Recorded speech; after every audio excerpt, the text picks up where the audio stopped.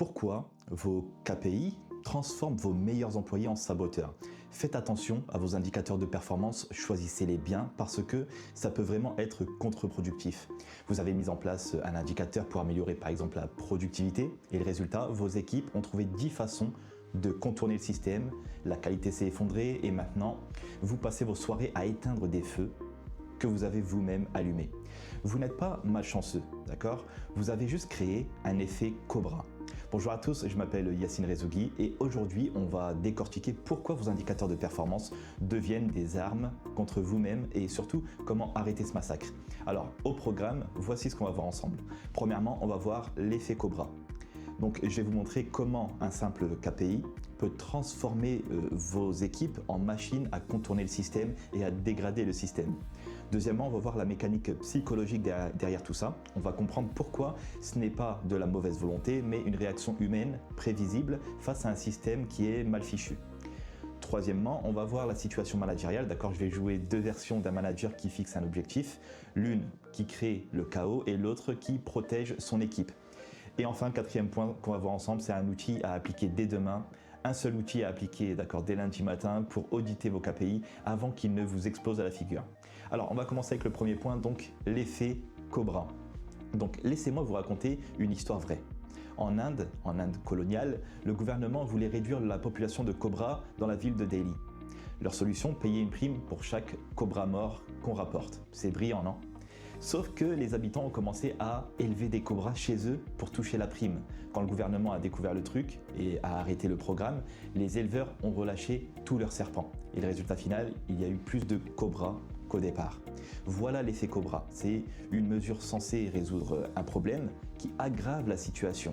Donc maintenant, transportez ça dans votre usine ou dans votre bureau.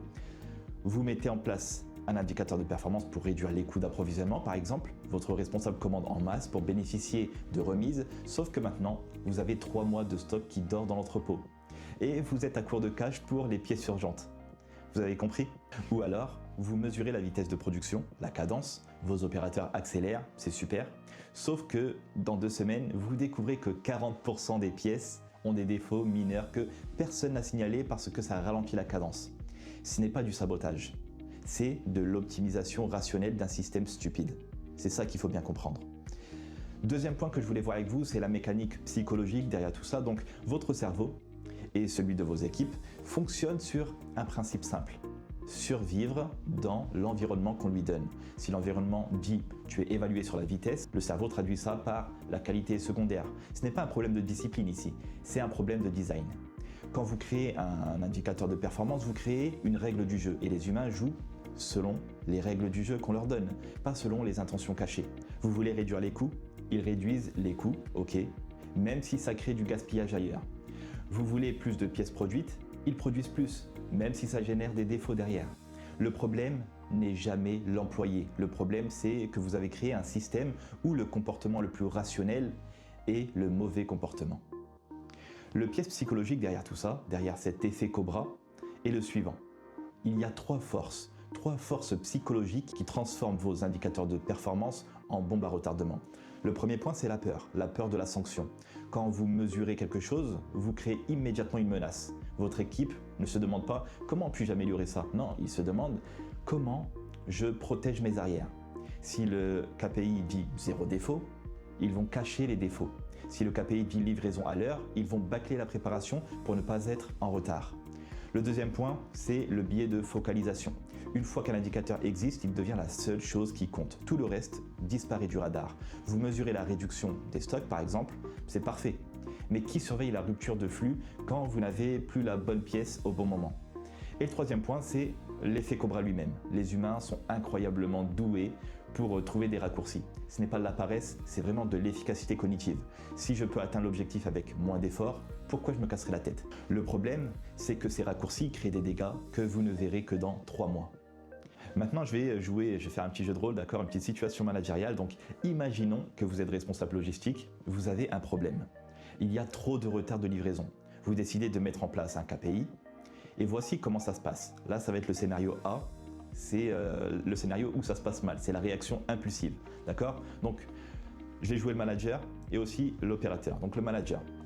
Écoutez, Les retards ne sont plus acceptables à partir de maintenant. Je vais mesurer le taux de livraison à l'heure.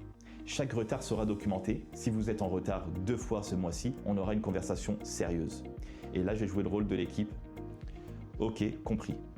Et 3 semaines plus tard, le manager dit « Pourquoi est-ce que je découvre que vous avez expédié des commandes incomplètes juste pour ne pas être en retard? Maintenant, le client nous renvoie tout et demande un remboursement. » Et là, l'employé dit « Vous avez dit que les retards n'étaient plus acceptables. J'ai fait ce que vous avez demandé. » Et là, boum, l'effet Cobra. Vous avez optimisé la livraison à l'heure, mais détruit la qualité de service. Maintenant, on va changer le scénario. Un scénario qui est réussi, on va dire, c'est le script de survie. Donc le manager dit « Écoutez, on a un problème de retard qui impacte nos clients. Je vais introduire un indicateur pour suivre nos livraisons à l'heure, mais je veux être clair sur un point. Cet indicateur n'est pas là pour vous piéger. Son objectif est de nous aider à identifier où ça bloque dans notre processus. Si vous êtes en retard parce que vous n'avez pas la bonne pièce ou que le transporteur a foiré par exemple, je veux le savoir. Ce qui m'intéresse ici, c'est la cause racine, pas de trouver un coupable. Et deuxième chose qui est importante, si vous devez choisir entre livrer à l'heure et livrer complet, vous livrez complet. Toujours. La satisfaction client passe avant l'indicateur. Est-ce que vous avez des questions? Et là, l'employé dit « Ok, donc si je vois qu'on va être en retard à cause d'un manquant, je vous préviens et on gère ensemble. » Et le manager dit « Exactement. Et on documente pourquoi. Pour qu'on puisse régler le problème en amont la prochaine fois. » Vous voyez la différence? Dans le scénario A, vous avez créé une menace, votre équipe optimise pour éviter la sanction, pas pour résoudre le vrai problème. Et dans le scénario B, vous avez cadré l'indicateur comme un outil de diagnostic, pas comme une arme. Vous avez explicitement hiérarchisé les priorités, donc qualité avant rapidité, et surtout, vous avez créé un espace de sécurité psychologique pour signaler les problèmes sans peur. Donc c'est ça, un indicateur de performance bien conçu. Il ne mesure pas juste un chiffre, il protège l'intention derrière le chiffre. Donc voici maintenant un outil à appliquer dès demain. Vous voulez éviter l'effet Cobra donc dans vos entreprises, dans vos équipes. Voici votre premier pas concret à faire dès lundi matin ou dès demain. Premièrement, auditez vos KPI avec la question du saboteur. Prenez chaque indicateur que vous utilisez actuellement et pour chacun, posez-vous cette question. Si j'étais un employé rationnel et cynique, comment je pourrais optimiser ce KPI tout en sabotant l'objectif réel? Si vous trouvez une réponse facilement, votre KPI est cassé. Ensuite, appliquez la règle des 3 questions avant de lancer ou maintenir un indicateur. Dites-vous, quelle est l'intention réelle derrière ce KPI? Qu'est-ce que je veux vraiment améliorer? Quel comportement non désiré cet indicateur pourrait-il encourager? Et comment je protège l'intention si le chiffre entre en conflit avec la réalité? Donc, cette simple vérification vous évitera de transformer vos équipes en éleveurs de cobras. Parce qu'au final, un bon indicateur ne mesure pas juste la performance, il protège l'humain qui fait le travail. Et quand vous protégez l'humain, vous protégez le résultat.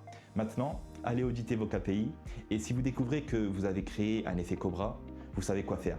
Je vous remercie d'avoir suivi cette vidéo. Si elle vous a plu, likez, mettez un pouce vers le haut et partagez-la à une personne qui en aurait besoin. Moi, je vous dis à la prochaine pour une autre vidéo. Ciao!